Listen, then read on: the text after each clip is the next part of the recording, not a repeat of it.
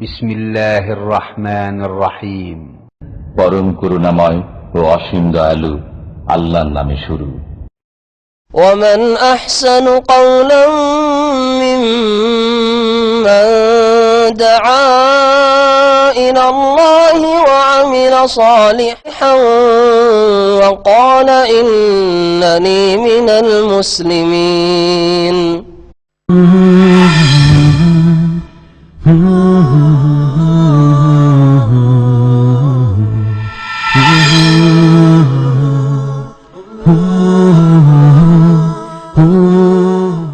أعوذ بالله من الشيطان الرجيم.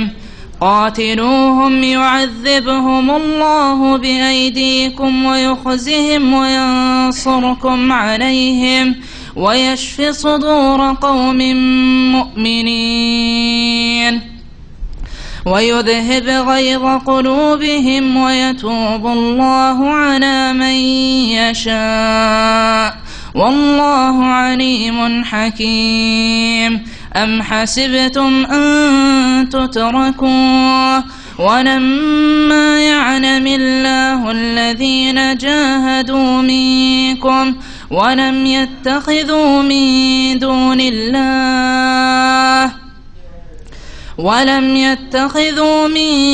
دون الله ولا رسوله ولا المؤمنين وليجة والله خبير بما تعملون. ما كان للمشركين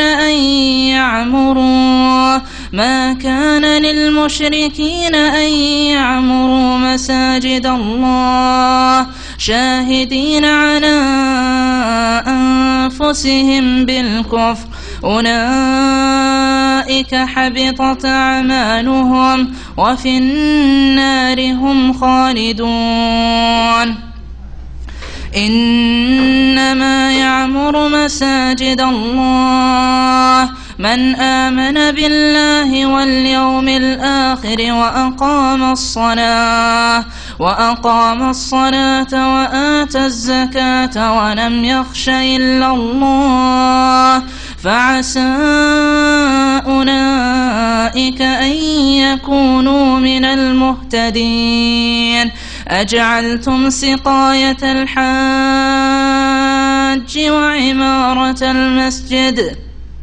وعمارة المسجد الحرام كمن آمن بالله واليوم الآخر وجاهد في سبيل الله لا يستوون عند الله والله لا يهدي القوم الظالمين. الذين آمنوا وهاجروا وجاهدوا في سبيل الله بأموالهم وأنفسهم أعظم درجة عند الله وأولئك هم الفائزون. يبشرهم ربهم برحمة منه ورضوان وجنات لهم فيها نعيم مقيم خالدين فيها أبدا إن الله عنده أجر عظيم. يا أيها الذين آمنوا لا تتخذوا آباءكم وإخوانكم أولياء إن استحبوا الكفر على الإيمان ومن يتولهم منكم فأولئك هم الظالمون. قل إن كان آباؤكم نساؤكم وأبناؤكم وإخوانكم وأزواجكم وعشيرتكم وأموال اقترفتموها وتجارة تخشون كسادها ومساكن ترضونها أحب إليكم من الله ورسوله وجهاد في سبيله فتربصوا حتى يأتي الله بأمره والله لا يهدي القوم الفاسقين. السلام عليكم ورحمة الله وبركاته. بسم الله الرحمن الرحيم. الحمد لله رب العالمين والصلاة والسلام على سيد المرسلين نبينا محمد وعلى آله وصحبه أجمعين. أما بعد فأعوذ بالله من الشيطان الرجيم. قاتلوهم يعذبهم الله بأيديكم ويخزهم وينصركم عليهم ويشف صدور قوم مؤمنين ويذهب غيظ قلوبهم ويتوب الله على من يشاء والله عليم حكيم. মহান আল্লাহর সমস্ত প্রশংসা যে আল্লাহ পাক রব্বুল আলামিন কোরআনুল কারীম নাযিল করেছেন, আর যে আল কোরআনের নূর দিয়ে আল্লাহ পাক অসংখ্য মানুষকে ঈমানের রাস্তা দেখিয়েছেন। কুফরির অন্ধকারকে আল্লাহ পাক রব্বুল আলামিন দূর করেছেন। সালাত এবং সালাম নাযিল করেন মুহাম্মদুর রাসূলুল্লাহ সাল্লাল্লাহু আলাইহি ওয়াসাল্লামের উপর, যিনি কোরআন কারীমের বাস্তবায়নের জন্য আল্লাহ পাক যেভাবে নির্দেশ দান করেছেন তা সুন্দরভাবে পালন করেছেন। অন্তর থেকে অন্যায়ের প্রতিবাদ করে, কথার দ্বারা অন্যায়ের প্রতিবাদ করে এবং বল প্রয়োগ করার যতটুকু আল্লাহ ক্ষমতা দিয়েছেন তাতেও তিনি ত্রুটি করেন নাই। আমাদের তাফসীর হবে সূরা তওবার দ্বিতীয় পর্ব, আজকে আয়াত নম্বর 14 থেকে। আল্লাহ পাক রব্বুল আলামিন আয়াত নম্বর 14 এবং 15-তে ইসলামে সশস্ত্র জেহাদের উপকারিতা, এর মাধ্যমে মুসলিম উম্মতের লাভ কি হবে, 6টি উপকারিতা বর্ণনা করেছেন। মহান আল্লাহ ইরশাদ করেছেন, কাতিলুহুম, এই কাফের মুশরিকদের বিরুদ্ধে তোমরা সশস্ত্র লড়াই করো। আল্লাহ পাক রব্বুল আলামিনের এই নির্দেশ মদিনার জীবনে এসেছে। তার আগে যখন মক্কাতুল মুকাররমায় রাসূলুল্লাহ সাল্লাল্লাহু আলাইহি সাল্লাম ছিলেন, তখন কাফেরের বিরুদ্ধে কোন রকমের অস্ত্র ধারণ করা কঠোরভাবে নিষেধ ছিল।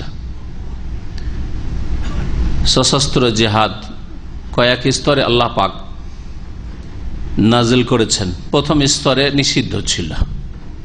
আলাম তারা ইলাল্লাযীনা ক্বিলা লাহুম কুফফু আইদিয়াকুম ওয়া আকিমুস সালাহ, তুমি কি দেখো না ওইসব লোকের দিকে যাদেরকে বলা হয়েছিল কুফফু আইদিয়াকুম, তোমরা নিজের হাতকে গুটিয়ে রাখো, হাতকে সংকুচিত রাখো, বিরত রাখো, হাত বাড়ায়ও না কোন জালেমের দিকে, যদিও জুলম অত্যাচার করে, খুন করে, এমন কোন জুলম নেই যে জুলম কাফেররা করেনি। মক্কায় নবী করিম সাল্লাল্লাহু আলাইহি ওয়াসাল্লাম এবং সাহাবায়ে কেরামদের উপর সুমাইয়াকে শহীদ করেছে আবু জাহল লাআনাহুল্লাহ, কিন্তু কোন রকমের অস্ত্র ধারণ নবী সাল্লাল্লাহু আলাইহি ওয়াসাল্লাম তো দূরের কথা, প্রতিবাদ কেন এই কাজ করলে?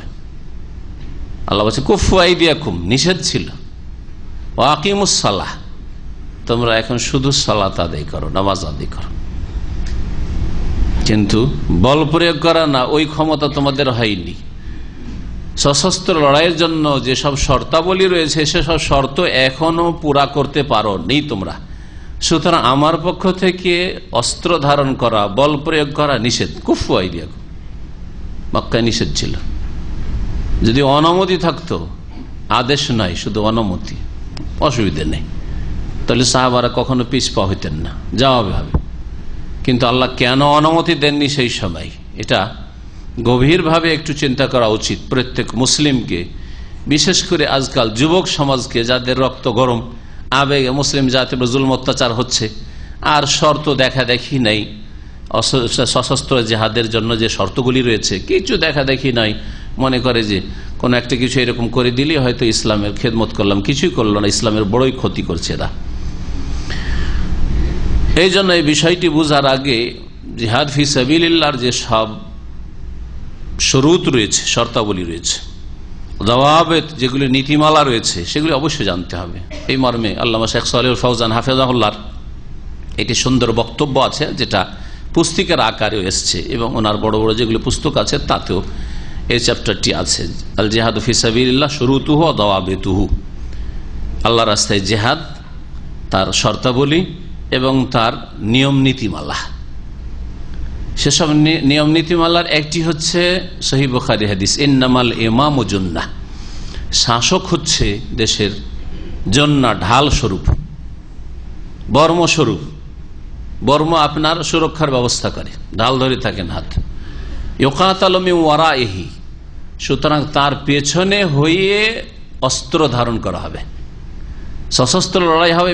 ওয়ারাইহি, শাসকের পেছনে, শাসকের আগে বেড়ে না, শাসককে উপেক্ষা করে নাই, যা তোরা, তোদেরকে জানতেও দেবো না, তোদেরকে মানিও না, বরং তাদের উপর কুফরি ঢালাহারে ফতুয়া দিয়ে সব সব সব কাফের সব দালাল, এগুলো সব যা সব সব জাহান্নামী ইত্যাদি মুরতাদ, এইসব ফতুয়া দিয়ে নিজে বেরিয়ে পড়ল।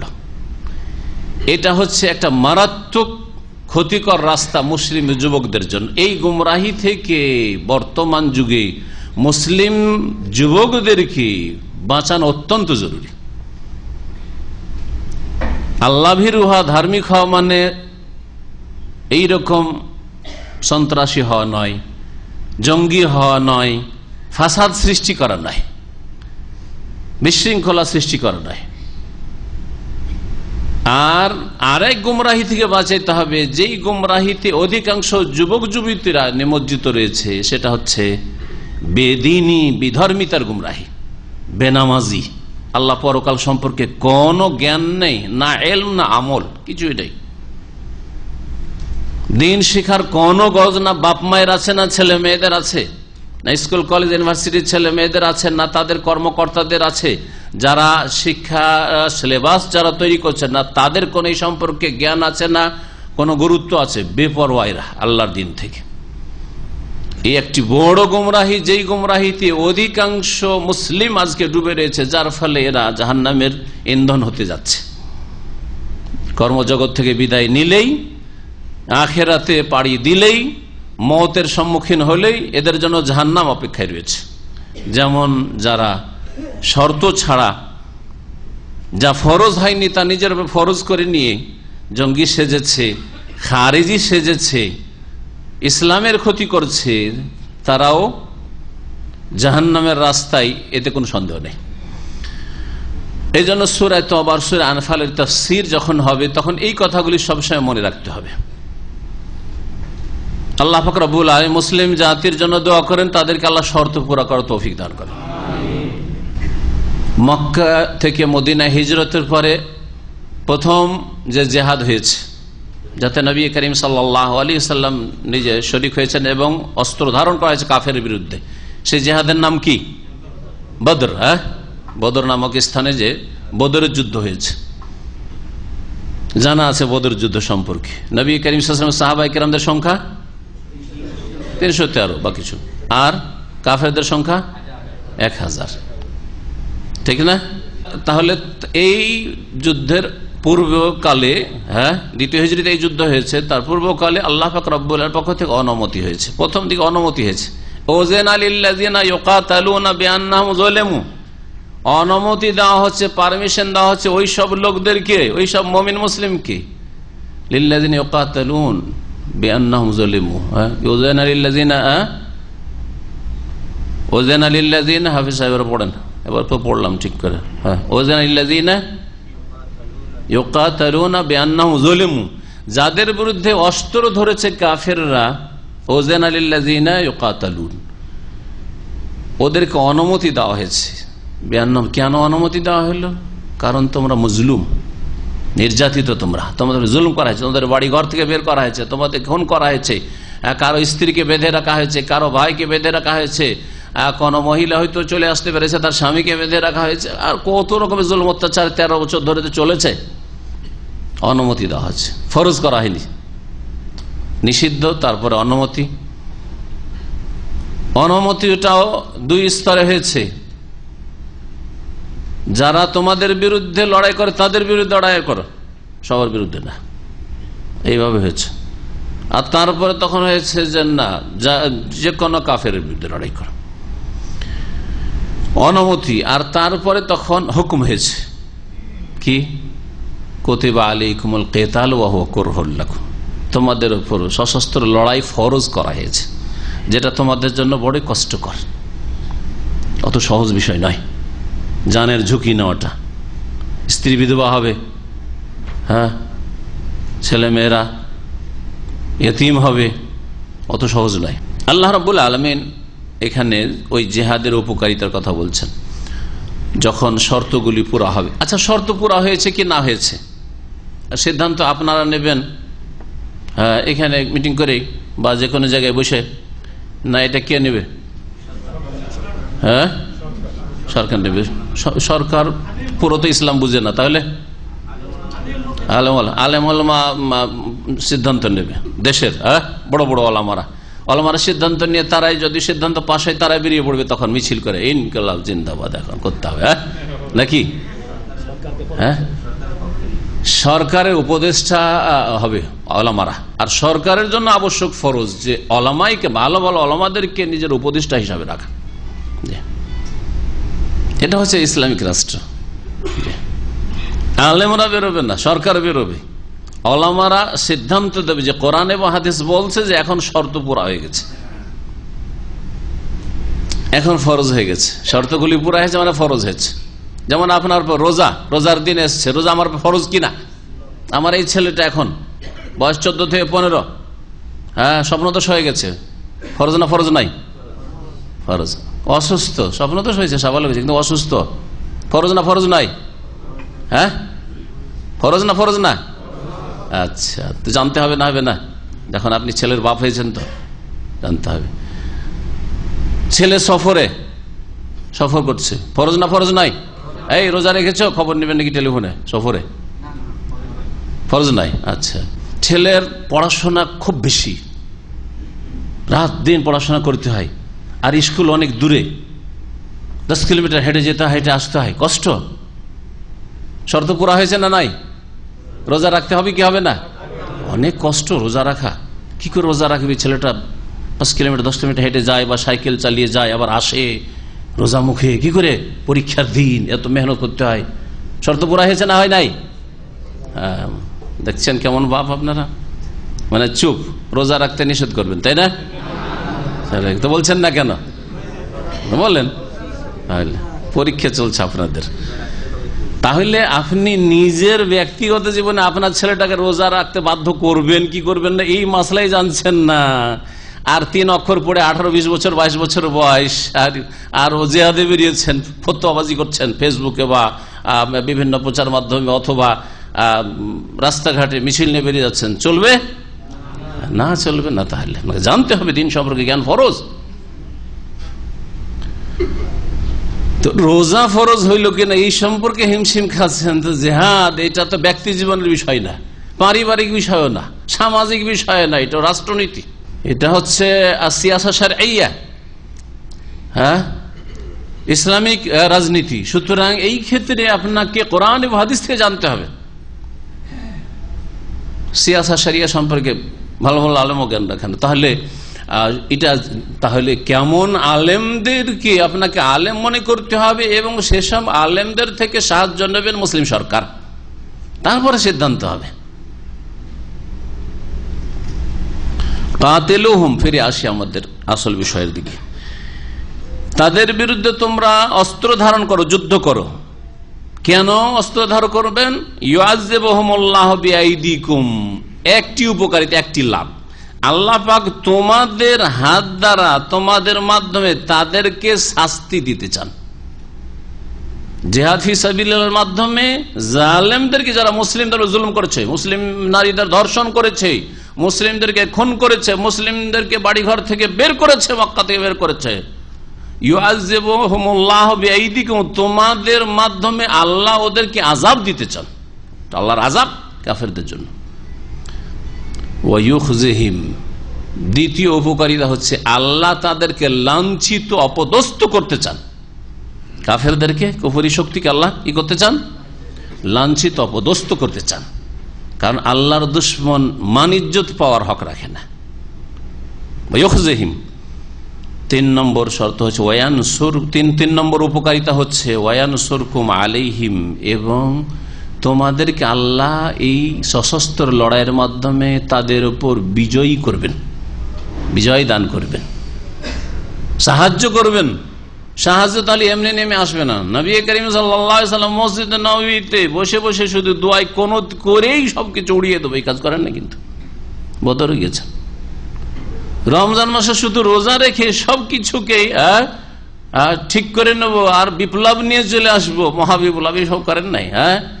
রমজান মাসে মক্কা বিজয়ে গেছেন, ফতে মক্কা, মক্কা বিজয় রমজান মাসে হয়েছে, আর বদর রমজান মাসে হয়েছে, রমজান মাসে হয়েছে। তিনটি উপকারিতা। 4 নম্বর ওয়ায়াশফি সুদুরা কওমিন মুমিনিন, এবং মুমিনদের প্রাণকে, মুমিন সম্প্রদায়, কওমিন মুমিনিন, মুমিনদের বা মুমিন সম্প্রদায়ের প্রাণকে, মনকে কি করবেন? ঠান্ডা করবেন।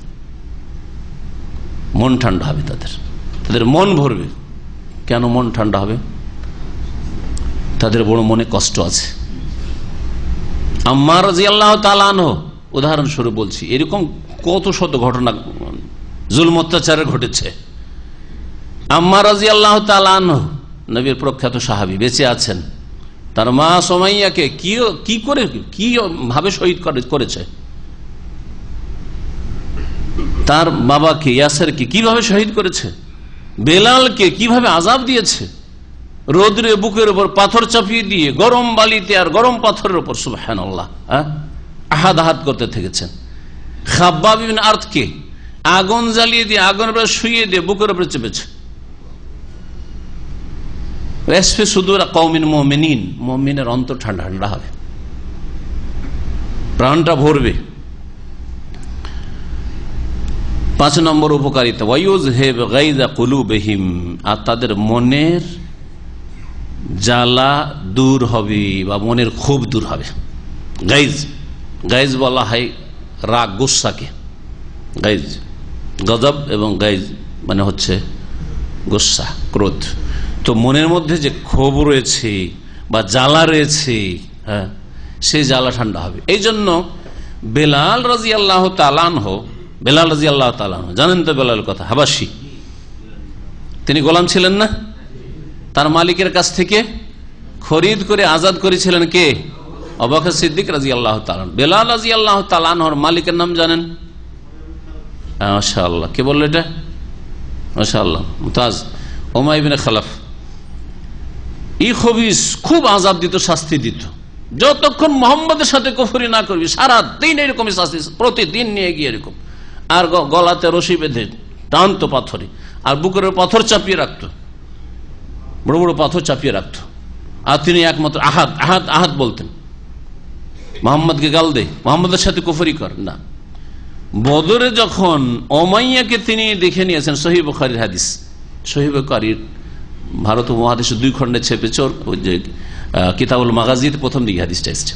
তিনি যখন দেখলেন যে আমার এই জালেম মালিক কত যে জুলম অত্যাচার মক্কায় করেছে, সেই সময় ওকে দেখে এই তো বেঁচে যাবে, পালিয়ে যাচ্ছে, আর মুসলিমরা কেউ তার দিকে খেয়াল করছে না, এ তো এখানে একে কেউ মারবে না মনে হয়, বা মারা যাবে না। তখন তিনি বলছেন, ওয়াল্লাহি লা নাজাউতু ইন নাজা উমাইয়াতু, আল্লাহর কসম করে বলছি, লা নাজাউতু, কখনো আমি শান্তি পাবো না। এখানে নাজাতের মানে এখানে শান্তির অর্থ রয়েছে। লা নাজাউতু, আমি শান্তি পাবো না, আমার মনের শান্তি হবে না। ইন নাজা উমাইয়াতু, আজকে যদি উমাইয়া নাজাত পেয়ে যায়, বেঁচে যেতে পারে। লা নাজাউতু ইন নাজা উমাইয়াতু। লা আরবি সারফে মাজির ওপর আসে না, কিন্তু 3টি জায়গায় আসে। একটি কথা আমাদের দেশে সুপ্রসিদ্ধ রয়েছে, সাধারণ হয়তো যারা গ্রামার পড়েছে তারা জানে, কিন্তু 3টি জায়গার একটি জায়গা হচ্ছে, দ্বিতীয় এটি একটি জায়গা, সেটা হচ্ছে কসমের পরে আসতে পারে। ওয়াল্লাহি লা নাজাউতু, আল্লাহর কসম করে বলছি, আমি কখনো খুশি হইতে পারবো না, তোমরা ছাড়িয়ে না, ধরো এই উমাইয়াকে, আমি দেখে ফেলেছি এই যে উমাইয়া। তো আল্লাহ পাক কি বলছেন? ওয়ায়ুযহিব গায়যা কুলুবিহিম, তাদের মনের ক্ষোভ, মনের জ্বালা দূর হবে, জ্বালা নিভিয়ে যাবে। 6 নম্বর উপকারিতা জিহাদ ফি সাবিলিল্লাহ, ওয়া ইয়াতুবুল্লাহু আলা মান ইয়াশা, আল্লাহ পাক যার চাইবেন তওবা কবুল করবেন। জিহাদ চললে অনেকেই ইসলামের দিকে লাফ দিয়ে আসবে। ইসলামকে পড়ার ক্ষেত্রে সে অবজ্ঞা করবেন না, নাম পড়বো না, জানবো না আমি ইসলাম না, ইসলামকে জানার চেষ্টা করবে যে দেখি যখন একটু চাপের মুখও আছি, জবরদস্তি ইসলাম নাই, লাইক রাফিদ্দিন ওটাই জায়েজ নাই, কাউকে জবরদস্তি মুসলিম করবেন এটা জায়েজ না, মুসলিমই হবে না, আপনার ফায়দাই হবে না, কেন করবেন আপনি? কিন্তু এমন সুযোগ সুবিধা করে দিতে হবে যাতে ইসলাম স্টাডি করে, ইসলামকে জানে, হ্যাঁ, ইসলাম সম্পর্কে জানার জন্য আগ্রহী হয়, যে দেখি এতে দুনিয়ারও বেনিফিট আছে। এইরকম পরিস্থিতি তৈরি করতে হবে যাতে দিনের ফায়দা তো বুঝে না কাফের, কারণ ও তো রোগাক্রান্ত, ওর তো স্বাদ বিকৃত হয়ে গেছে, স্বাদ বিকৃত বুঝে না যে এটা গেলে কি হবে, অবুঝ। সুতরাং এমন অবস্থা তৈরি করতে হবে যাতে ইসলাম সম্পর্কে একটু চর্চা করে পড়াশোনা করে ইসলাম জানা একটা সুযোগ করে নিতে পারে। ওয়াতুবুল্লাহু আলা মান ইয়াশা। যদি জিহাদ ফি সাবিলিল্লাহ চলতে থাকে তাহলে এই সুযোগটা হবে যে অনেক লোক তওবা করে আসবে। আর যদি এটা বন্ধ হয়ে যায় যেমন হয়েছে, তাহলে কি হবে? মুসলিম মুরতাদ হবে, মুসলিম খ্রিস্টান হচ্ছে, দারিদ্রের কারণে, অভাবের কারণে, স্বার্থের কারণে। কেউ তো কাদিয়ানি হচ্ছে, না হয় কেউ খ্রিস্টান হয়ে যাচ্ছে, ভালো কেউ চিকিৎসা পাচ্ছে, অথবা ভালো কেউ ছেলে মেয়েদের বিদেশে লেখাপড়ার সুযোগ পাচ্ছে। সেই জন্য একজন হিন্দু খ্রিস্টান হয়েছে, এখানে দামামে থাকতো, আজকে 15 বছর আগে কথা বলছি। হিন্দু ছিল, খ্রিস্টান হয়েছে, তো দেশে খ্রিস্টান হয়েছে। খ্রিস্টান হয়েছে তখন তার সৌদি আরবে আসার জন্য যাতায়াত, ভিসা, যা খরচ লাগে পুরো খরচ খ্রিস্টান মিশনারি বিয়ার করেছে।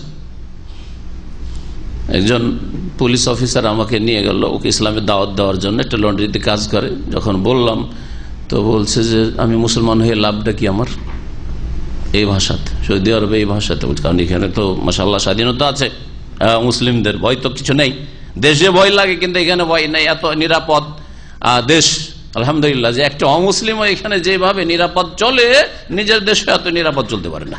টাকা পয়সা নিয়ে যান, নিয়ে কি লাভ আছে? না কেন লাভ? মানে তুমি দুনিয়া শুধু নগদ নগদ লাভ চাও, তোমার মরণের পরে পরকাল আছে। বুঝাবার যখন চেষ্টা করলেন, না আমি হিন্দু ছিলাম, হিন্দুর সন্তান, খ্রিস্টান হয়েছি, আমাকে এখানে আসার জন্য আমাকে যত খরচ লাগে সব দেশে, ভিসা খরচ, টিকিট খরচ সবকিছু দিয়েছে খ্রিস্টান মিশনারি। আমি ইসলাম কবুল করলে আমি কি দিবা আমাকে? দেখছেন না? তাহলে বোঝা গেল যে শক্তি যদি মজবুত থাকে তাহলে ইসলাম জানার জন্য আগ্রহী, জানার জন্য আগ্রহী না, বই দিলে ফেলে দেবে, নেবেও না, হয়তো চোখ করলে যা নেবে, নয় নেবে না। কবুল করা দূরের কথা, পড়তেও চাইবে না, যে হক না হকটা জানেন যে আপনার জন্য কোনটা কল্যাণ করবে সেটাও জানার গরজ মনে করবে না। কিন্তু যদি জিহাদ ফি সাবিলিল্লাহ চলতে থাকে তো ওয়াতুবুল্লাহু আলা মান ইয়াশা, আল্লাহ যাকে চাইবেন, হ্যাঁ, তাকে তার তওবা আল্লাহ কবুল করবেন, তাকে ঈমান ইসলামের তৌফিক দেবেন, ইসলাম জানবে, ইসলাম কবুল করবে। আল্লাহু আলিমুন হাকিম, আল্লাহ পাক রব্বুল সর্বজ্ঞ, সবকিছু জানেন এবং তিনি বিজ্ঞানময়। তার প্রত্যেকটি সৃষ্টিগত কাজে এবং বিধানগত কাজে, শরীয়তের বিধিবিধানে হিকমত রয়েছে, প্রজ্ঞা রয়েছে, এজন্য তিনি হাকিম। জিহাদ ফি সাবিলিল্লাহ আল্লাহর পক্ষ থেকে, এতে মানব জাতির কল্যাণ রয়েছে। আল্লাহ হাকিম, আল্লাহ 99টি নামের এই আলিম আর হাকিম কেন নিয়ে আসলেন? আমি জানি যে কি প্রয়োজন রয়েছে, শুধু ওয়াজ করে উপদেশ দিয়ে হবে না, সকল মানুষের সংশোধন হবে না, হ্যাঁ, সকল মানুষের সংশোধন হবে না। কোরআনের ওয়াজের সাথে সুলতানও প্রয়োজন রয়েছে, আইনের ও বিধানের প্রয়োজন রয়েছে, বল প্রয়োগের প্রয়োজন রয়েছে, তাহলে পাপ থেকে বিরত রাখা যাবে। আমি জানি। আর হাকিম, আমি যে জিহাদ ফি সাবিলিল্লাহ বিধান দিয়েছি এতে হিকমত রয়েছে, রহস্য রয়েছে, এতে মানব জাতির কল্যাণ রয়েছে, মানব জাতির কল্যাণ রয়েছে। যেমন আমার আপনার আল্লাহ না করে কোনো মুসলিম ভাই বোনের হয় যদি শরীরে ক্যান্সার আক্রান্ত হয়, আক্রমণ করে, তাহলে ক্যান্সারের জন্য কখনো হাত কেটে ফেলছেন, পা কেটে ফেলছেন, কত কি করছেন, করছেন না, আর কত লাখ লাখ টাকা নিয়ে গিয়ে হাসপাতালে ঢেলে আসছেন। কেন? নিজের বৃহৎ স্বার্থে, বৃহৎ স্বার্থে আমার জানটা বাঁচাবো, প্রাণ বাঁচাবো, প্রাণ রক্ষার জন্য রান পর্যন্ত কেটে ফেলে দিল। এক পা কেটে হলে বলছে আরেক পায়ে ভাইরাস চলে গেছে, 2 পায়ে কেটে ফেলি তো। এমন লোক আছে, বেঁচে আছে না নেই? কেন?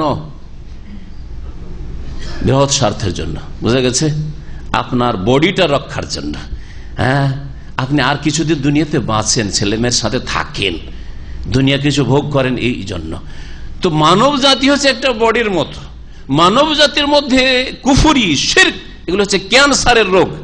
ক্যান্সার, এই ক্যান্সারের রোগের জন্য প্রথম চিকিৎসা কিছু ওষুধ পানি, ওয়াজ, কোরআন, হাদিস, ওয়াহি, জান্নাত জাহান্নাম ইত্যাদি, আল্লাহ পরকাল আখেরাত ইত্যাদি ইত্যাদি ইত্যাদি, মানবতা, নাই পরায়ণ হও, জুলম অত্যাচার করিও না ইত্যাদি, বিবাহ করো, সাবালক হয়েছো, জেনা করিও না ইত্যাদি, চুরি করিও না, হালাল উপার্জন করো। না, কিছু লোক চুরি করবে, কিছু লোক জেনা করবে। দণ্ডবিধান হচ্ছে ক্যান্সারের মতো, ক্যান্সারের অস্ত্রোপচারের মতো, অপারেশনের মতো। দণ্ডবিধান হদুদ শরীয়তের, চোরের হাত কেটে নেওয়া, ডাকাতের শাস্তি, জেনাকারীর শাস্তি, এগুলি হচ্ছে ক্যান্সারের চিকিৎসার মতো। জিহাদ ফি সাবিলিল্লাহ ওই রকম ক্যান্সারের চিকিৎসার মতো। গত সপ্তাহে বলেছিলাম, তার আগের সপ্তাহে, যে জিহাদ ফি সাবিলিল্লাহ মানুষকে ইসলামের জন্য বাধ্য করার জন্য না, মোটেই নয়। ইসলাম বল প্রয়োগ করে প্রচার প্রসার লাভ করেনি, কিন্তু যারা ইসলাম কবুল করছে তাদের রাস্তায় কেউ বাধা সৃষ্টি যেন না করে। স্বাধীনভাবে মানব জাতিকে ছেড়ে দাও, যে যেটাকে হক সত্য মনে করছে সেদিকে ফ্রি হয়ে আসতে দাও, যেন কোন রকমের বাধা তার সামনে সৃষ্টি না হয়। ইট পাটকেল রাখিও না তার রাস্তায়, যে আমি হাঁটতে পারছি না, চলতে পারছি না, কাঁটা বিছানো আছে। কাঁটা সরানোর জন্য রাস্তা থেকে, প্রত্যেক মানুষের সামনে থেকে কাঁটাগুলি সরিয়ে দেওয়া। জান্নাতের পথে, জান্নাতের পথের কাঁটা সরিয়ে দেওয়া হয়েছে। এখন আসো, যে ইচ্ছা করবে জান্নাতে যাওয়ার আসো, আর যে বলবে যে আমি জান্নাতে যাব না, আসিও না। এই জন্য জিহাদ ফি সাবিলিল্লাহ। আর যারা বাধা সৃষ্টি করে তারা মানব জাতির একটি বডির, মানব জাতি একটি বডির বিভিন্ন অঙ্গের ক্যান্সার। এই জন্য জিহাদ ফি সাবিলিল্লাহ। আল্লাহ পাক রব্বুল আলামিন এই সশস্ত্র জিহাদের হুকুমের পরে বলছেন যে অনেকে ভাবতে পারে যারে কি রে, এবার জানও দিতে হবে, মালও দিতে হবে, ঝুঁকিও নিতে হবে, হ্যাঁ, এসব বাইরেও বেরোইতে হবে, বাড়িতে থেকে আর হইল না, হ্যাঁ, শুধু আল্লাহ বিল্লাহ করে মসজিদে পড়ে থেকে হইল না।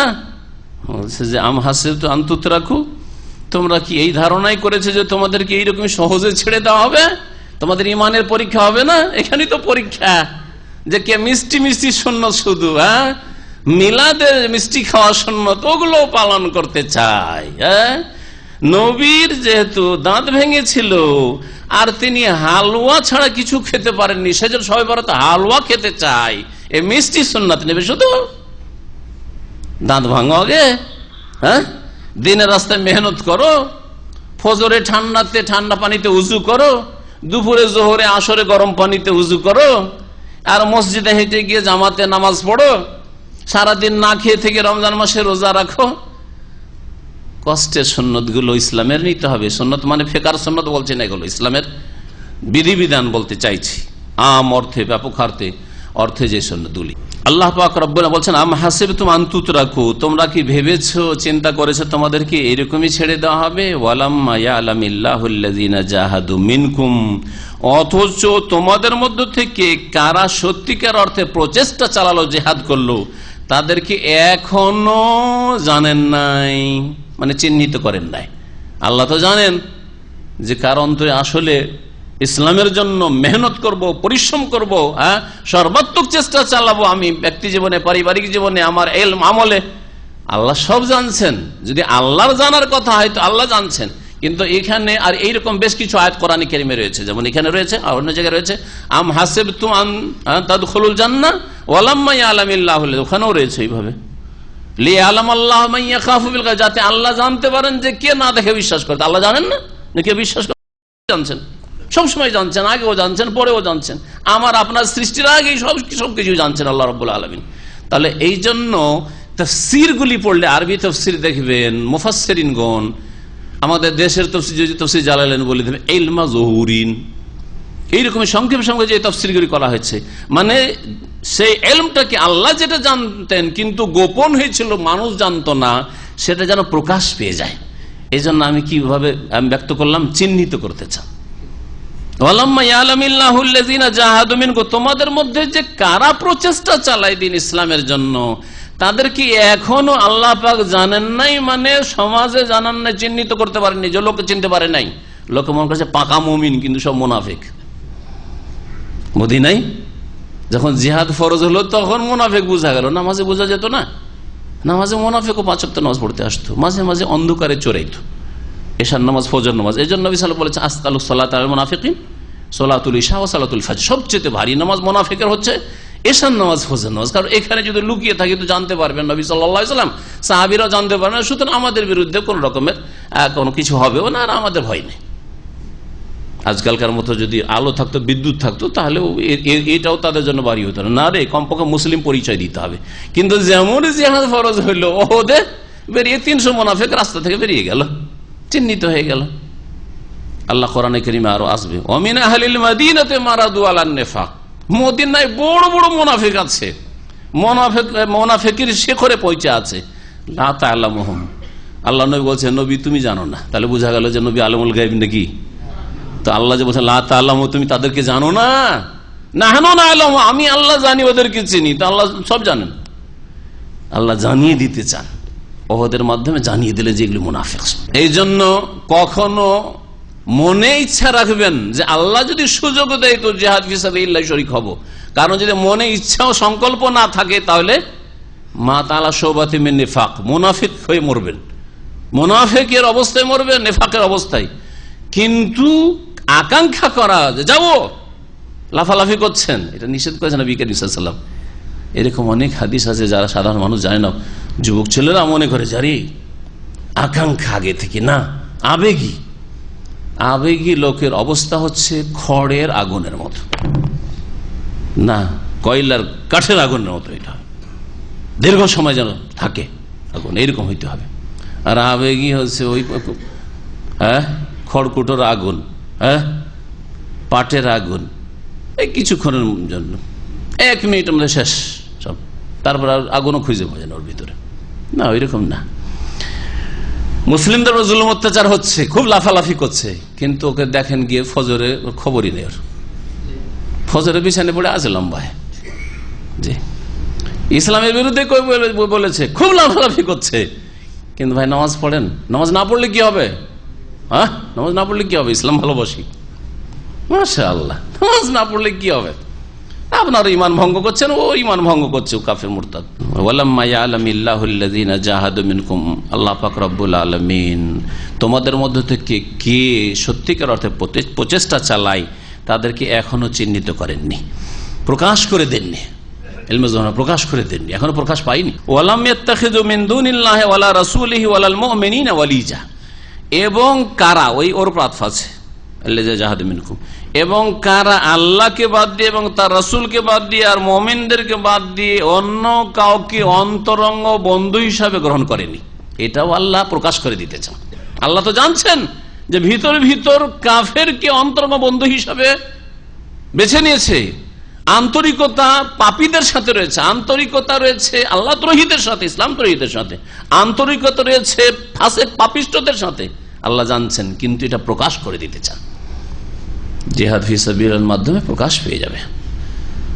এমন এমন ক্ষেত্র রয়েছে দিন ইসলামের, তখন স্পষ্ট হয়ে যাবে। যেমন আপনি সুন্নতের অনুসারী না বিদআতের অনুসারী প্রকাশ পাবে কখন? যখন আপনার বাড়িতে এমন কিছু হবে যেই ক্ষেত্রে সমাজে কিছু বিদআত হয়ে থাকে। 40 কোরআন খানি চলছে, দুয়ার মাহফিল চলছে, তারপরে বাপের জন্য মায়ের জন্য কি খরচ করলো না করলো এগুলো করতে চাইছে আপনার আত্মীয় স্বজন। এখন আপনার ইমানের পরীক্ষা যে আপনি আসলে কি সহি আকীদা গ্রহণ করেছেন, না আপনি কচুর পাতার পানি বা আপনি ওই তাল দিয়ে চলতে চান, যখন যেমন অবস্থা তখন ওই রকম চলবো, কেমন চলতে চান, তখন আপনি চিহ্নিত হয়ে যাবেন। তখন আল্লাহ জানিয়ে দেবেন সমাজকে, এখন আপনি সহি আকীদা আসেননি, আরে সামান্য কাজের জন্য বিদআত করে ফেললেন, সামান্য কাজের জন্য আপনি বাধা দিলে বাধা দিতে পারতেন, আপনার খরচে সবকিছু হইল, হ্যাঁ, আপনার পরামর্শে সবকিছু হইলো। আরে তোরা যখন ছাড়বি না সব মানে উঠে পড়ে লেগেছিস, করবি তার করবো কি, কিন্তু আমার পছন্দ লাগে না, ঠিক না? এক শ্রেণীর ভদ্রলোকের এরকম আছে, আমি আসলে এগুলো পছন্দ করি না, এই মায়ের নামে খানা করতে হবে আর আর দোয়া মাহফিল করতে হবে, এইসব করতে হবে, এইসব নেই রে, সৌদি আরবে এইসব কিছু নাই। কিন্তু এখন তোরা ছাড়বি না, তোর করবোটা কি? তোদের সাথেই আছি, যেমন ছাড়বি না তো বেদাতীদের সাথেই আছি, বুঝা গেছে না? জি হ্যাঁ, আল্লাহ চিহ্নিত করেন এইভাবে, আল্লাহ চিহ্নিত করেন। এইরকম ক্ষেত্রগুলিতে চেনা যায় যে আসলেই সহি আকীদার কে অনুসারী হয়েছেন, সহি আকীদাকে মজবুত করে ধরেছেন, আর সহি মানে কোরআন সুন্নাহকে কে মজবুত করে ধরেছেন, কোরআন সুন্নাহর কে প্রসার করতে চান, নাকি সুবিধাবাদী, যেখানে যেমন সেখানে তেমন। ওয়ালিজাতুন, ওয়ালাজা মানে হচ্ছে প্রবেশ করা। তাহলে এমন অন্তরঙ্গ বন্ধু যার ভালোবাসা আপনার অন্তরে একেবারে বসে গেছে, সেজন্য ওয়ালিজাতুন মানে অন্তরঙ্গ বন্ধু অনুবাদ করলাম। আল্লাহু খাবীরুম বিমা তা'মালুন, তোমরা যা কিছু করো সেসব সম্পর্কে আল্লাহ সম্যক জ্ঞান রাখেন বা সূক্ষ্ম খবর রাখেন। তারপর আল্লাহ রাব্বুল আলামিন বলছেন মসজিদের খেদমত সম্পর্কে, মসজিদে হারামি হোক অথবা অন্য কোনো মসজিদ হোক, মসজিদের খেদমত করা, মসজিদ নির্মাণ করা, মসজিদ আবাদ করা, মসজিদ রক্ষণাবেক্ষণ, এসব এটা মুশরিকদের কাজ নয়, এটা একমাত্র মুমিনদের কাজ। মা কানা লিল মুশরিকিনা ইয়ামুরু মাসাজিদ আল্লাহি শাহিদিনা আলা আনফুসিহিম বিল কুফর, মুশরিকদের জন্য মোটেই বৈধ নয় ইয়ামুরু মাসাজিদ আল্লাহ, মুশরিকদের জন্য, বহুত্ববাদীদের জন্য মোটেই সাজে না, সমীচীন নয়। ইয়ামুরু মাসাজিদ আল্লাহ, যে আল্লাহর মসজিদগুলিকে তারা আবাদ করবে, আল্লাহর মসজিদের রক্ষণাবেক্ষণ করবে। আমারা ইয়ামুরু মানে হচ্ছে আবাদ করা, রক্ষণাবেক্ষণ করা, দেখাশোনা করা। মুশরিক শিরক করে, শিরকি আকীদা রাখে, আল্লাহর মসজিদের খেদমত করবেন না, এটা হচ্ছে দ্বিমুখা কাজ।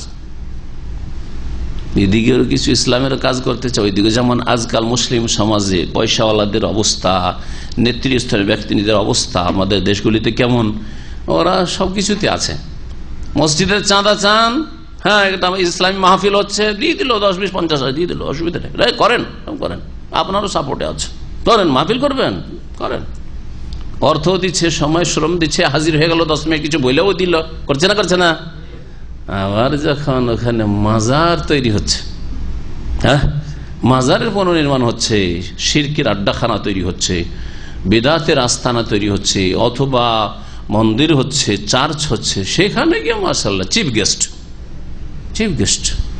বেশ কিছু ছবিতে দেখলাম এরকম, বেশ কিছু ভিআইপি পুঁজিপতিগুলিকে, যেহেতু মুখ চেনা অনেক হয়ে গেছে, আরে সুবহানাল্লাহ, দেখছি যে ওই সব না যায় হারাম মাহফিলে তারা বসে আছে, আর প্রতি বছর হজে আসে, প্রতি বছর হজেও আসে, মাশাআল্লাহ মসজিদ আবাদ করতে আসে, হজে আসে মানে কি মসজিদে হারাম আবাদ করতে আসে, এখানে ইবাদতবন্দি করার জন্য আসে। আর ওইদিকে ওই সব মাহফিলের মাশাআল্লাহ ওরা অলংকার, সেসব নাজায়েজ হারাম শিরক বিদআতের মাহফিলের অলংকার তারা। আর শুধু ওই বড় গাছে বেশি নজর আসছে, ছোটগুলি নজর আসছে না আপনাদের, না মাশাআল্লাহ। নিজের চরকায় তেল দেন, জানেন তো এটা বাংলা প্রবাদ, তাই না? হ্যাঁ, নিজের থেকে শুরু করেন, নিজের ঘর থেকে শুরু করেন, নিজের ভাই ব্রাদার আত্মীয় থেকে, যেখানে আপনার ক্ষমতা চলে না সেখানে যদি থুতু দেন তো নিজের মাথার উপরে পড়বে। ওই কাজ ইসলাম শেখায় না, এটা হিকমতের খেলাফ কাজ। আল্লাহ পাক বলছেন যে তারা মসজিদের কি করবে, রক্ষণাবেক্ষণ করবে, এটা মুশরিকদের জন্য সাজে না। শাহিদিন আলা আনফুসিহিম বিল কুফর, অথচ তারা নিজেদের ওপর কুফরি সাক্ষ্য প্রদান করছে, নিজেদের কুফরি সাক্ষী দিচ্ছে। এটার মানে কি আবার, এর মানে হচ্ছে তাদের অবস্থা অথবা তাদের ভাষা, দুটো হইতে পারে, বেলিসানিল হাল ও বেলিসানিল মাকাল। অবস্থার ভাষায়ও সাক্ষী দিচ্ছে যে আমরা কাফের মুশরিক, আর তাদের কথার যে ভাষা, যে বাচনিক অবস্থা, সেটাও বলছে, মানে তাদের ভাষাও বলছে যে আমরা মুসলিম না, আমরা কাফের। এটা কেমন করে?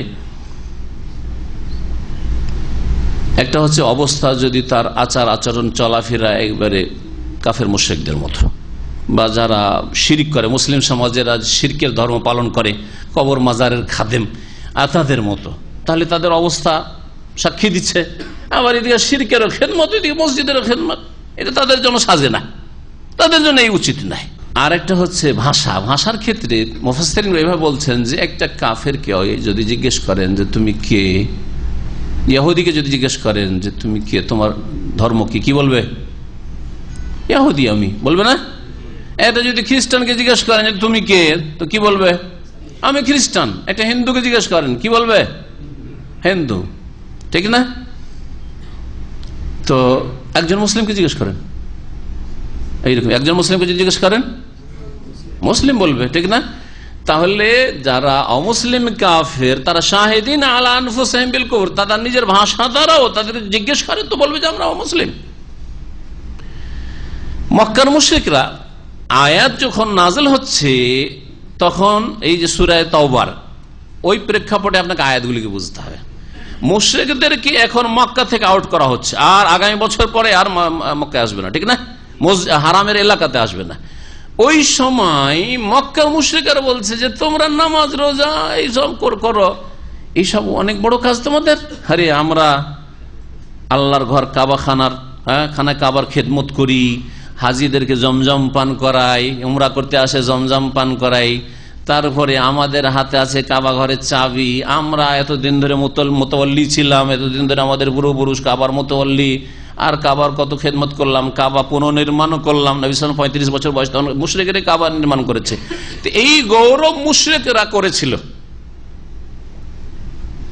তার পরিপ্রেক্ষিতে আল্লাহ আয়াত নাযিল করেছে মুশরিকদের জন্য সাজে না। যদি শিরক 300 মূর্তির পূজাও করছে আর ওরা কাবা ঘরের খাদেমও সাজতে যাচ্ছে, এটা সাজে না তাদের জন্য। কোন কোন তাফসীরকাররা বলেছেন এই আয়াত আর তারপরে যে আয়াতটি আসছে এই আয়াতের শানে নজুলে যে এরা কাফের মুশরিক ছিল যারা গৌরব করেছিল যে দেখো আমাদের বংশ গৌরব, আমরা কাবার খাদেম, আমরা এই জমজম পানি হাজিদেরকে খাওয়াই, তা আমরা এই দেখো খেদমত করি, এগুলো করি, তোমরা ওগুলো করো, আমরা এগুলো করি, এই গৌরব করেছি। তখন আল্লাহ পাক এই আয়াতগুলি নাযিল করেছে, এই দুটি আয়াত। আর কোন কোন মুফাসসিরিন বলছেন যে মুসলিমদের মধ্যে একদল আগেই প্রথম দিকে ইসলাম গ্রহণ করেছিল আর আরেক দল ইসলাম গ্রহণে বিলম্ব করেছিল। যারা বিলম্ব করেছিল তারা গৌরব করতে আমরা যদিও একটু লেটে ইসলাম গ্রহণ করেছি কিন্তু আমরা কাবার খেদমত করেছি, আমরা জমজম পান করিয়েছি, আমাদের পূর্বপুরুষরা এই করেছে, আমরা এই করেছি সেই করেছি, শুধু তোমাদের চাইতে কম আমরা করিনি। যখন যারা আগে ভাগে সাবিকিন আউয়ালিন যারা আগে মুসলিম হয়েছেন তারা বললেন যে আমরা 13 বছর ওখানে মক্কায় কত জুলুম বরদাস্ত করলাম, আবার মদিনায়, আর তোমরা এখন মুসলমান হলে। যেমন বদরের যুদ্ধে বলা হয়েছে যে আব্বাস রাদিয়াল্লাহু নবী সাল্লাল্লাহু আলাইহি সাল্লামের চাচাও বন্দী হয়ে এসেছিলেন। কেউ কেউ বলছেন যে আগেই তিনি ইসলাম গ্রহণ করেছেন কিন্তু সমাজের চাপে তিনি লুকিয়ে রেখেছেন তার ইসলামকে, আর কেউ বলছেন না ইসলাম গ্রহণ করেছেন তারপরে, বদর যুদ্ধের পরে। তো আব্বাস সম্পর্কে বলা হয়েছে যে তিনি বলেছেন যে তোমরা যদিও আগে ইসলাম গ্রহণ করেছো আমার, কিন্তু আমরা তো এইসব কাজগুলি করেছি। তখন আল্লাহ আয়াতগুলি নাযিল করেছেন যে শিরক কুফরিও করবে। আর এরকম বহু কাফের মুশরিক ছিল যারা গৌরব করে থাকে। আজকাল মুসলিম সমাজের আয়াতগুলি ফিট করে। মুসলিম সমাজে যারা বেনামাজি আছে আর বেশ কিছু ভালো কাজ করে, তারা কি বলে শুধু নামাজ পড়লেই হবে, শুধু নামাজ পড়লেই হবে। আমি নামাজ পড়ি না ঠিক, কিন্তু বাপ মার সেবা করি, হ্যাঁ, জনকল্যাণমূলক কাজ করি, মানুষের পাশে দাঁড়াই, অন্তটা সাফ আমার, মাশাআল্লাহ এত সাফ যে নামাজে উঠতে পারে না। সাফ হওয়ার কারণে এত রোগ ধরেছে যে ঘুম তাকে চেপে ধরেছে, শয়তান এমন করে চেপে ধরেছে যে উঠতেই পারে না। ও না ফজরে উঠতে পারে না আসরে উঠতে পারে, বা জেগে থাকলে উঠতে পারে না, আজান হলে উঠতে পারে না। আজান হলে শয়তান পালায়, ওই জিন শয়তান পালায়, ওর সাথে সাথে মানুষ শয়তানও পালায়, দোকানপাট বন্ধ করে ভিতরে পালায়, মসজিদের দিকে আসে না। যেদিকে আজানের আওয়াজ ওইদিকে যায় না, ওইদিক থেকে দূরে পালায়, ঘরে পালায়, তাই না? জি হ্যাঁ, কেমন সাফ তাদের অন্তর। কিন্তু বলে তো ঠিক ওই রকমই কাফের মুশরিকরা গৌরব করেছিল তাদের কিছু জাহিলিয়াতের যুগে শিরকের অবস্থায় বেশ কিছু ভালো আমল নিয়ে তারা গৌরব করেছিল। তো যেমন মুসলিম সমাজের এই ফাসেক গুনাহগারগুলি আর ফরজ অজেব তরকারি নামাজ পড়ে না, আর বেশ কিছু ভালো কাজের জন্য তারা নিজের গৌরব করে থাকে, কোনো কাজে আসবে না এগুলো। শোনেন কি আল্লাহ বলছেন, উলাইকা হাবিতাত আমালুহুম, এরা যে ভালো কাজগুলি করেছে, কাবা ঘরের খেদমত অথবা জনকল্যাণমূলক কাজ, আজকাল মুসলিম সমাজে কিন্তু নামাজ পড়েনি, শিরকি আকীদা, এদের আমলগুলি বিনষ্ট হয়ে গেছে। শিরক করার কারণে আমল ধ্বংস হয়ে গেছে। সুতরাং কাবার খেদমত করে কিছু পাওনি, হাজিদেরকে জমজম পান করে কিছু পাওনি, সব গেছে, সব নষ্ট হয়ে গেছে। লাইন আশরাকতা লা ইয়াহবাতান্না আমালুক, শিরক করলে তোমার আমল ধ্বংস হয়ে যাবে। আল্লাহ পাক নবীকে বলছেন। 18 জন নবীর কথা সূরা আনামে উল্লেখ করার পর আল্লাহ কি বলেছেন? ওয়ালাউ আশরাকু লাহাবিতা আনহুম মা কানু ইয়ামালুন, এরাও যদি শিরক করত তাদের আমলগুলি সব বিনষ্ট হয়ে যেত, ব্যর্থ হয়ে যেত, সব ধ্বংস হয়ে যেত। ওয়াফিন নারি হুম খালিদুন, এবং এরা কাবার খেদমত করা সত্ত্বেও আর হাজিদের খেদমত করা সত্ত্বেও জাহান্নামে চিরকাল বসবাস করবে। ইন্নামা ইয়ামুরু মাসাজিদ আল্লাহ, তাহলে আল্লাহর মসজিদগুলির নির্মাণ বা আবাদ কারা করবে, রক্ষণাবেক্ষণ কারা করবে? ইন্নামা ইয়ামুরু মাসাজিদ আল্লাহ, নিঃসন্দেহে আল্লাহর মসজিদগুলির রক্ষণাবেক্ষণ ওই সব লোকেরা করবে যাদের মধ্যে এই 4টি গুণ রয়েছে। আল্লাহ 4টি গুণ এখানে উল্লেখ করেছে। 4টি গুণ উল্লেখ করে বাকি অন্যান্য যে গুণগুলি লাগে একজন মুসলিমের জন্য, মুমিনের জন্য, সেগুলি দিকে ইঙ্গিত করে দেওয়া হয়েছে। মান আমানা বিল্লাহি ওয়াল ইয়াউমিল আখির, যারা আল্লাহ পরকালে বিশ্বাস করে। আল্লাহ পরকাল বলে ইমানের যে 6টি আরকান রয়েছে, স্তম্ভ রয়েছে, কারণ যারা আল্লাহকে বিশ্বাস করে, পরকালে বিশ্বাস করে, তারা রসুলকে অস্বীকার করতে পারছে না, তারা কিতাবকে, কোরআনে কারীমকে অস্বীকার করতে পারবে না, তারা তাকদীরকে অস্বীকার করতে পারবে না। কারণ আল্লাহর প্রতি বিশ্বাস করা মানে আল্লাহর কথায় বিশ্বাস করতে হবে। আল্লাহ যাকে পাঠিয়েছেন দূত করে তাকে বিশ্বাস করতে হবে, তার কথা বিশ্বাস করতে হবে। সুতরাং এখানে ইমানে যে 6টি স্তম্ভ রয়েছে, মান আমানা বিল্লাহি ওয়াল ইয়াউমিল আখিরের মধ্যেই শামিল রয়েছে। কথা যেহেতু এত লম্বা করা কোরআনে কারীমে সম্ভব না, যার ফলে আল্লাহ পাক এইভাবে কখনো আমানা বিল্লাহি ওয়াল ইয়াউমিল আখির, আল্লাহ পরকালের কথা উল্লেখ করেছেন, আর কখনো আমিনু বিল্লাহি ওয়া রাসূলিহি, আল্লাহ রসুলের প্রতি ঈমান নিয়ে আসো, আল্লাহ এবং রসুলের উপর এরকম ভাবে দুটি কথা উল্লেখ করেছেন। এইভাবে আল্লাহ পাক উল্লেখ করেছেন। কিন্তু উদ্দেশ্য হচ্ছে সবগুলি, এমন নয় যে কেউ আল্লাহ আর রসুল দুটোকে মেনেই জান্নাত পেয়ে যাবে, অথবা আল্লাহর পরকালে বিশ্বাস করেই জান্নাত পেয়ে যাবে, কখনো না। যতক্ষণ পর্যন্ত ঈমানের 6টি পিলারকে সম্পূর্ণভাবে বিশ্বাস না করবে এবং তার আওতাভুক্ত যতগুলি ঈমানের শাখা প্রশাখা হইতে পারে, যতগুলি আছে প্রমাণিত, সেগুলিকে বিশ্বাস না করবে। যারা আল্লাহ এবং পরকালে বিশ্বাস করে। আর ওয়াকামাস সালাত, যখন আল্লাহ এবং পরকালে বিশ্বাস করো, নিজেকে মুসলিম বলে দাবি করছো, তাহলে আকামাস সালাহ, নামাজ কায়েম করবে। নামাজ কায়েম করা ছাড়া বলবে যে আমি ভালো মানুষ, এটা আল্লাহর কাছে চলবে না। আল্লাহর কাছে চলবে না, মানুষের কাছে চলতে পারে। মানুষ আপনার সার্টিফিকেট দিয়ে দুনিয়া ছাড়া আখেরাতের একটু আপনার কোনো কাজে আসবে না, সামান্য কোনো কাজে আসবে না, 1 পয়সার আপনার উপকার করে দিবে না।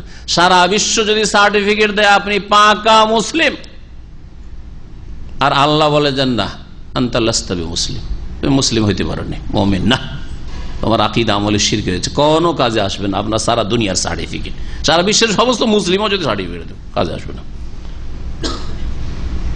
কিন্তু আল্লাহ যদি একাই সার্টিফিকেট দেন যে তুমি আমার বিধান মোতাবেক, কোরআন এবং হাদিস মোতাবেক মুসলিম, আর সারা দুনিয়া যদি বলে যে তুমি ইহুদি নাসারার দাওয়াল, কোনো ক্ষতি হবে না আপনার। লা ইয়াদুর রহমান খাযালাহুম, এতে অপদস্থ করতে চাইলে কোনো ক্ষতি নেই, তাতে কোনো ক্ষতি নেই। এবং আল্লাহকে রাজি করার চেষ্টা করে সবসময়।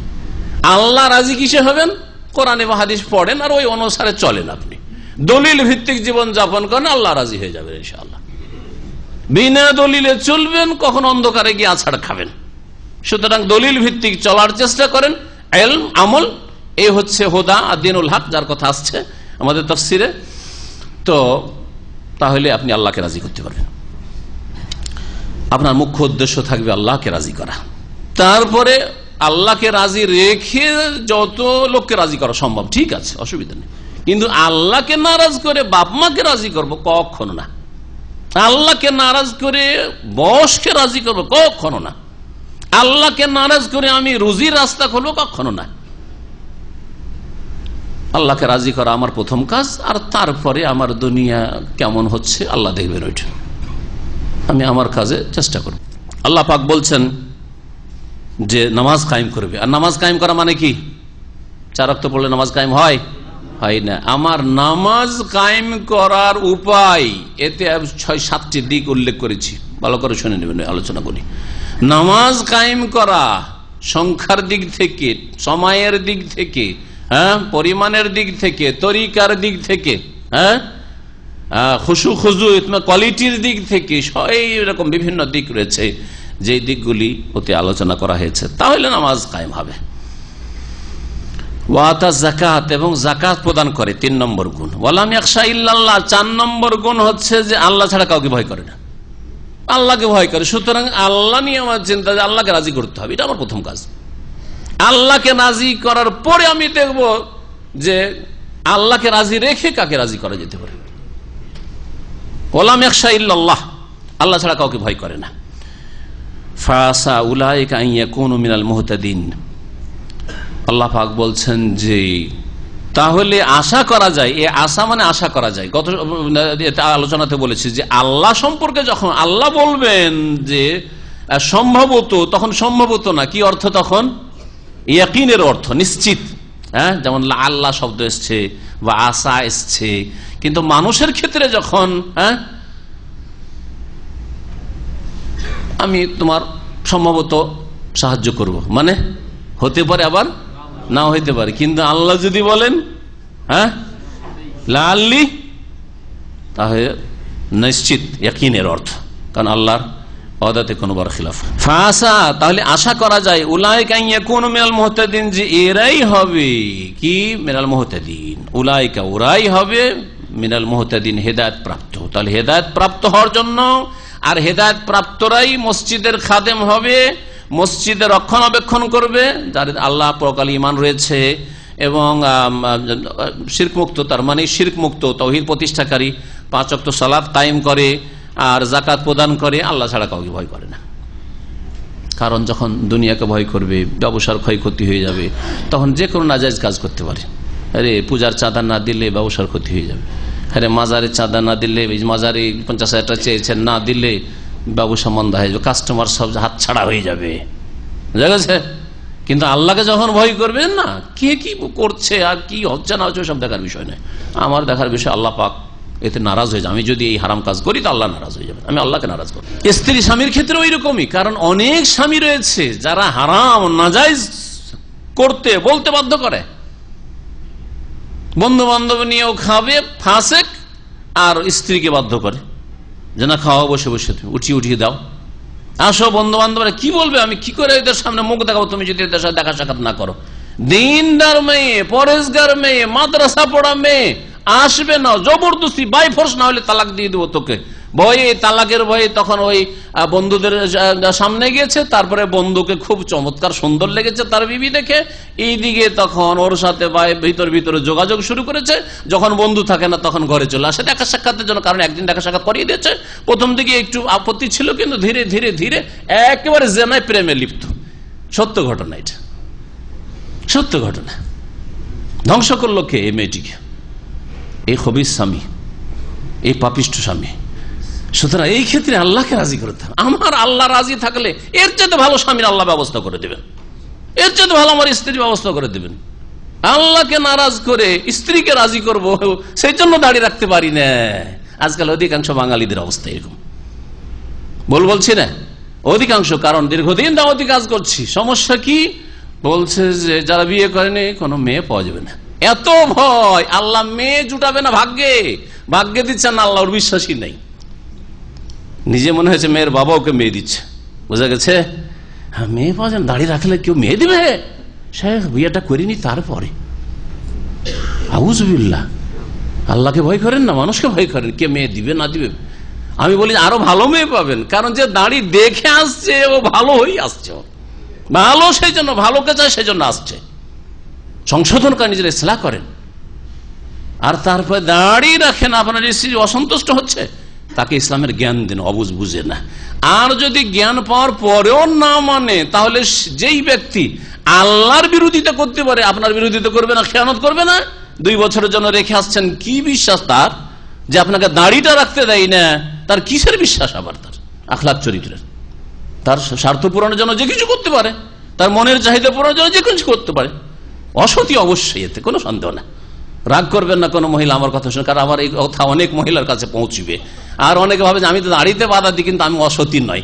কিন্তু এটা বলছি আমি মেজরিটিকে খেয়াল রেখে বলছি, অধিকাংশ মহিলা যারা আল্লাহর দিন পালন করতে বাধা দেয়, বা অধিকাংশ পুরুষ যারা স্ত্রীকে আল্লাহর দিন পালন করতে বাধা দেয়, তারা অসতী, সৎ লোক নয় তারা। ওয়ালাম ইয়াখশা ইল্লাল্লাহ, আল্লাহকে ভয় করবেন আপনি, আল্লাহকে ভয় করবেন আপনি।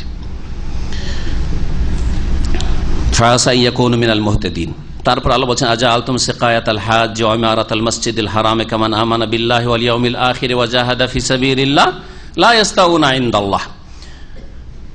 যেই শানে নজুলটা বয়ান করেছিলাম ওটা মনে থাকলে আয়াত তাফসীর বুঝতে পারবেন। আল্লাহ পাক বলছেন যে আজআলতুম সিকায়াতাল হাজ, তোমরা কি হাজিদের পানি পান করানো, ওয়া ইমারাতাল মসজিদুল হারাম, আর মসজিদে হারামের নির্মাণ করা বা মসজিদ হারামের সেবা করা, রক্ষণাবেক্ষণ করা, মনে করেছে ওই রকমই কামান ওই ব্যক্তির আমলের মতো মান আমানা বিল্লাহ, যে আল্লাহর প্রতি ঈমান নিয়ে এসেছে, ওয়াল ইয়াউমিল আখির, পরকালের প্রতি ঈমান নিয়ে এসেছে, ওয়া জাহাদা ফি সাবিলিল্লাহ, আল্লাহর রাস্তায় জিহাদ করে, ওর মতো। একজন লোক আল্লাহ পরকালে বিশ্বাস করেছে, জিহাদ ফি সাবিলিল্লাহ, আল্লাহর রাস্তায় রক্ত ঝরাতে প্রস্তুত, আর আরেকজন মসজিদে হারামের খাদেম আর হাজিদের খাদেম, জমজম পানি বালতিতে করে উঠিয়ে উঠিয়ে কষ্ট করে পান করিয়েছে, কিন্তু শিরকও করেছে আর ইসলাম কবুল করতে বিলম্ব করেছে। কবুল করলেও দুজনেই সমান হয়ে গেল, কখনো সমান না। আল্লাহ বলছে লা ইস্তাউনা ইনদাল্লাহ, আল্লাহর নিকট দুজনে কখনো সমান হইতে পারে না। লা ইস্তাউনা ইনদাল্লাহ, আল্লাহর নিকট এই দুই শ্রেণীর লোক কখনো সমান হতে পারে না। আল্লাহু লা ইয়াহদিল কওমাজ জালিমিন, আল্লাহ জালেম সম্প্রদায়কে কখনো সঠিক রাস্তা দেখান না। আল্লাযীনা আমানু ওয়া হাজারু ওয়া জাহাদু ফি সাবিলিল্লাহি বিআমওয়ালিহিম ওয়া আনফুসিহিম আ'যামু দারাজাতান ইনদাল্লাহ। আল্লাহ বলছে যারা ঈমান নিয়ে এসেছে এবং হিজরত করেছে, ঈমান নিয়ে আসা, হিজরত করা, ও জাহাদু ফি সাবিল, আল্লাহর রাস্তায় জিহাদ করা, সাহাবায়ে কেরাম মুহাজিরিন যারা, তাদের উপর আয়াত ফিট হচ্ছে কি হচ্ছে না? মুহাজিরিন ঈমান নিয়ে এসেছেন রাসূলুল্লাহ সাল্লাল্লাহু আলাইহি ওয়াসাল্লামের উপর মক্কায়, আর তারপরে মক্কাতে আর বসবাস করা যাচ্ছে না, নবী করিম সাল্লাল্লাহু আলাইহি ওয়াসাল্লাম মদিনা চলে গেছেন, তার পাশে গিয়ে বসতে হবে, দাঁড়াতে হবে, হ্যাঁ, তার নিয়ে আসা দিনের হেফাজতের পাহারা দিতে হবে। সুতরাং হিজরত করে চলে এসছেন, মাতৃভূমি বলে পরোয়া করেন নাই, বংশধর বলে পরোয়া করেন নাই, হিজরত করে চলে এসছেন। আর তারপরে যখন জিহাদের হুকুম হলো, বদরেও হাজির, ওয়াজাহাদ ফি সাবিলিল্লাহ, ওহদেও হাজির, খন্দকে হাজির। আল্লাহ পাক বলছেন যে যারা আল্লাহ রাস্তায় জিহাদ করেছে বিআমওয়ালিহিম, তাদের ধন সম্পদ দিয়ে, ওয়া আনফুসিহিম, তাদের জান দিয়ে, আ'যামু দারাজাতান ইনদাল্লাহ, তার আল্লাহর নিকটে বড় উঁচা মর্যাদার অধিকারী, মহান মর্যাদার অধিকারী, অধিক উঁচা মর্যাদার অধিকারী। আযম ইসম তাফজিলের শেখার হয়েছে, তার মানে যারা পরবর্তীকালে ইসলাম কবুল করেছে, মক্কা বিজয়ের আগে পরে, বদর ওহদ হয়ে যাওয়ার পরে, হ্যাঁ, তারা কখনো যেন এই কথা না ভাবে, অথবা যারা পরে এসছে আজকালকার এক শ্রেণীর নেক লোকেরা মনে করে যে আমরা আমাদের সমসালাত দিয়ে, নামাজ রোজা ইবাদত বন্দেগী দিয়ে আমরা এগিয়ে চলে যাব, আমরা বড় ওলি হয়ে যাব। না, কখনো না, এই কথা ভাবিয়েন না। আর তারপরে আরো এই ক্ষেত্রে যারা সাহাবায়ে কেরামরা, যাদের উপর এই আয়াতগুলি ফিট হচ্ছে, মুহাজিরিন আনসার, তাদেরকে যদি গালমন্দ করে, তাদেরকে বলে যে না তারা কপট হয়ে গেছিল, নাউজুবিল্লাহ, তারা মাত্র কয়েকজন ছাড়া কেউ মুসলিম ছিল না, তাহলে যারা এই ধরনের কথা বলে অথবা অন্তরে লুকিয়ে রাখে তারা নিঃসন্দেহে মুনাফিক। সহিহ বুখারীতে হাদিস রয়েছে, আল আনসার লা ইউহিব্বুহুম ইল্লা মুমিন ওয়া লা ইউবগিযুহুম ইল্লা মুনাফিক। নবী করিম সাল্লাল্লাহু আলাইহি ওয়াসাল্লাম হাদিস, আনসারীদের সাথে কেউ যদি মহব্বত করে একমাত্র মুমিন মহব্বত করতে পারে, আর আনসারীদের সাথে দুশমনী রাখবে, বিদ্বেষ রাখবে, গালমন্দ করবে, একমাত্র মুনাফিক। নবী করিম সাল্লাল্লাহু আলাইহি ওয়াসাল্লাম বলেছেন মুনাফিক রূপ চেহারা দেখে আর কিছু ইনকিলাব জিন্দাবাদ স্লোগান শুনে কখনো ধোকা খাবেন না, ধোকাবাজ এরা, মুনাফিক। নবী করিম সাল্লাল্লাহু আলাইহি ওয়াসাল্লামের হাদিস, কথা লম্বা হয়ে যাচ্ছে, এর আগেও শুনিয়েছি, আপনি যদি ওহদ পাহাড়ের সমান খরচ করেন স্বর্ণ, হ্যাঁ, আর কোন সাহাবী যদি কতটা খরচ করে, এক মুদ 600 অথবা নাসিফাহু 300 গ্রাম, হ্যাঁ, কার নাকি বেশি হবে? সাহাবায়ে কেরামের। মা বালাগা মুদ্দা আদিম ওয়ালা নাসিফা, নবী করিম সাল্লাল্লাহু আলাইহি ওয়াসাল্লাম বলেছেন। সুতরাং কখন আপনি কথা ভাবেন না যে মিষ্টি মিষ্টি শুধু ইসলাম পালন করেই আমরা বড় পাকা মুসলিম হয়ে গেছি, আর তারা ইসলামের এই করেছেন সেই করেছেন, এই ঝামেলা হয়েছে, এই হয়েছে সে হয়েছে, তাদের উপর দোষ চাপিয়ে দেব। ওয়াউলাইকা হুমুল ফায়েজুন, আর এরাই হচ্ছে সত্যিকার অর্থে সফল কাম, যারা ঈমান নিয়ে এসেছে, হিজরত করেছে, জিহাদ ফি সাবিলিল্লাহ করেছে জানমাল দিয়ে। ইউবাশশিরুহুম রাব্বুহুম বিরাহমাতিম মিনহু, আল্লাহ পাক তাদেরকে সুসংবাদ দিবেন তাদের প্রতিপালক তার পক্ষ থেকে রহমতের, করুণার, ওয়া রিদওয়ানিন সন্তুষ্টির, ওয়া জান্নাতিন এবং জান্নাত সমূহের, লাহুম ফিহা নাঈমুন মুকিম তাদের জন্য সেখানে রয়েছে স্থায়ী সুখের সম্ভার। নাঈমুন স্থায়ী নিয়ামত তাদের জন্য রয়েছে। খালিদিনা ফিহা তাতে তারা চিরকাল থাকবেন, আবাদান চিরকাল বসবাস করবে। ইন্নাল্লাহা ইনদাহু আজরুন আযীম, নিঃসন্দেহে আল্লাহর নিকটে তার নিকটে, ইন্নাল্লাহা ইনদাহু নিঃসন্দেহে আল্লাহর নিকটে আজরুন আযীম মহাপুরস্কার রয়েছে তাদের জন্য।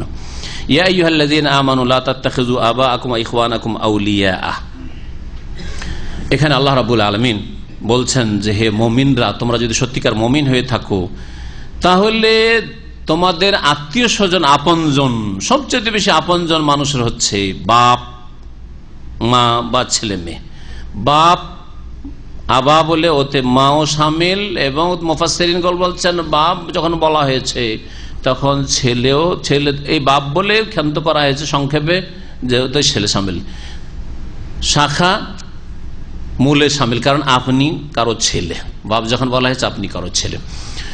আর ইখওয়ান বলে ভাই, বলে ভাই বোন আত্মীয় স্বজন যারা পাশের রয়েছে তাদেরকে উদ্দেশ্য করা হয়েছে। এরা যদি আল্লাহ দ্রোহিতা পছন্দ করে, কুফরিকে পছন্দ করে, শিরকে পছন্দ করে, প্রাধান্য দেয়, তাহলে কখনো তাদেরকে তোমরা বন্ধু হিসাবে গ্রহণ করবে না। ইয়া আইয়ুহাল্লাযীনা আমানু, হে মুমিন সকল, লা তাত্তাখিযু আবাআকুম ওয়া ইখওয়ানাকুম, তোমরা তোমাদের পিতাকে, ওয়া ইখওয়ানাকুম তোমাদের পিতা এবং তোমাদের ভাতৃগণকে, আউলিয়া তোমরা গ্রহণ করবেন না পৃষ্ঠপোষক হিসাবে, বন্ধু হিসাবে, আপনজন হিসাবে, যে এরাই হচ্ছে আমার আপন। ইনিস্তাহাব্বুল কুফরা আলাল ঈমান, যদি তারা ঈমানের ওপর কুফরিকে পছন্দ করে থাকে। ইস্তাহাব্বা মুস্তাহাব মনে করে থাকে, পছন্দ করা। হব্বুন থেকে হচ্ছে ইস্তাহাব্বা, তো যেটা ভালো করা সেটাকে যেন মুস্তাহাব বলা হয় ফিকহ ভাষায়। ওয়া ইয়াতাওয়াল্লাহু মিনকুম, তোমাদের মধ্যে যারা ওদেরকে পৃষ্ঠপোষক হিসাবে গ্রহণ করবে বা বন্ধু হিসাবে গ্রহণ করবে, তাদের সাথে মিত্রতা রাখবে, ফাউলাইকা হুমুজ জালিমুন, তারাই তো হচ্ছে জালেম। কুল ইন কানা আবাউকুম, হে নবী এদেরকে আরো জানিয়ে দাও, আচ্ছা বলো তোমাদের পূর্বপুরুষরা, আবা বলতে ওপরে যত আছে। আরেকটি কথা এখানে বলা, যখনই কোরআনের ভাষায় আবের বহু বচন আবা বলা হচ্ছে, বাপ তো একটাই হয় না, দুটো বাপ কারো হয়? বাপ তো একটা হয়, তাই না? কিন্তু কোরআনের ভাষাতে আবা বহু বচন এসেছে কেন? কারণ ওপরে যতগুলি এসে সব বাপ। হ্যাঁ, বাপের বাপ, মায়ের বাপ, ওপর দিক ওয়াইন আলাও যত যাবে সবগুলি, পূর্বপুরুষ যত আছে সব আবা। জি হ্যাঁ। আর আবনা বলতে ছেলে মেয়ে এবং তাদের ছেলে মেয়ে যত হবে, ওয়াইন সাফেলু যত নিচে চলে যাক না কেন, মুফাসসিরিনগণ বলেছে সব শামিল। হে নবী বলে দাও, ইনকানা আবাউকুম, আচ্ছা শোনো তোমাদের পূর্বপুরুষরা, বাপ দাদা, ও আবনাউকুম এবং তোমাদের ছেলে মেয়েরা, সন্তান সন্ততিরা, ওয়া ইখওয়ানুকুম তোমাদের ভাই বেরাদর, ওয়া আজওয়াজুকুম তোমাদের স্বামীরা বা স্ত্রীরা, জোড়া জৌজ, স্বামীকে বলা হয়, স্ত্রীকে বলা হয়। পুরুষদেরকে সম্বোধন যখন তোমাদের স্ত্রীরা, আর মহিলাদের যখন সম্বোধন তোমাদের স্বামীরা। ও আশিরাতুকুম এবং তোমাদের বংশধর, আশিরা আর যে বংশধর, দূরের আত্মীয় স্বজন রয়েছে যাদের সাথে সম্পর্ক রয়েছে আপনার রক্তের। ওয়াশিরাতুকুম ওয়া আমওয়ালুন ইকতারাফতুমুহা, আর যেসব ধন সম্পদ, ধনরাশি তোমরা সঞ্চয় করে রেখেছো। ওয়া তিজারাতুন তাখশাউনা কাসাদাহা, আর এমন ব্যবসা বাণিজ্য যার মন্দা হওয়ার আশঙ্কা করছো, অচল হয়ে যাওয়ার আশঙ্কা করছো, যে ব্যবসা ঠান্ডা হয়ে যাবে যদি এই করি এইরকম করি, তাহলে ব্যবসা তো ভালো চলবে না, কাস্টমার হাতছাড়া হয়ে যাবে। ওমাসাকিন তারদাউনাহা, আর এমন তোমাদের বাসভবন, মাসকানের বহুবচন মাসাকিন, সাকান মানেও বাড়ি ঘর হয়, আর মাসকান মানেও বাড়ি ঘর হয়, মাসাকিনের বহুবচন, যেগুলিকে তোমরা পছন্দ করো। কারণ মানুষের কাছে বাড়িটা খুব পছন্দ। হ্যাঁ, নারী, বাড়ি, আর আজকালকার যুগে গাড়ি। হ্যাঁ, আর ওই যুগে গাড়ির বদলে একটা বাহন, একটা উট, উটের যুগে উট, জি উট ঘোড়া জাল লাগে, খুব পছন্দ। ওমাসাকিন তারদাউনহা, যেগুলোকে তোমরা পছন্দ করো, তোমাদের বাসভবন। আহাব্বা ইলাইকুম মিনাল্লাহি ওয়া রাসূলিহি, তোমাদের কাছে যে অধিক প্রিয় হয়ে যায় আল্লাহর চাইতে এবং তার রাসূলের চাইতেও। ওয়া জিহাদিন ফি সাবিলিহি, এবং আল্লাহর রাস্তায় জিহাদ করা চাইতে। ফাতারাব্বাসু, তাহলে তোমরা প্রতীক্ষা করো, থামো। কত শক্ত ধমক! যদি আপনার বস মালিক কফিল বলে থামো, হ্যাঁ আনাফি সুফ যদি বলে, আজকালকার ভাষায় বাংলা ভাষায়, হ্যাঁ আপনাদের বুঝাবার জন্য দেখবো, হ্যাঁ তাহলে আপনার ওজন নষ্ট হয়ে যাবে সাথে সাথে, আর পালপিটেশন বেড়ে যাবে। আর কি হাই হাই কি করবো রে, কি করে খাবো, কি করে খাবো, মনে হচ্ছে রাজ্জাক আপনার কফিল, হ্যাঁ রাজ্জাক মনে হচ্ছে আপনার মোদির ম্যানেজার, ফোরম্যান, সুপারভাইজার। হ্যাঁ না, তাদের হাতে কোনো রিজিক নেই, বরং তাদেরও রিজিক তাদের হাতে নেই, তাদেরও রিজিক তাদের হাতে নেই। বহু জালেমকে দেখা গেছে, জালেম মজলুম থেকে গেছে, জালেমকে আল্লাহ টেনে নিয়ে চলে গেছে।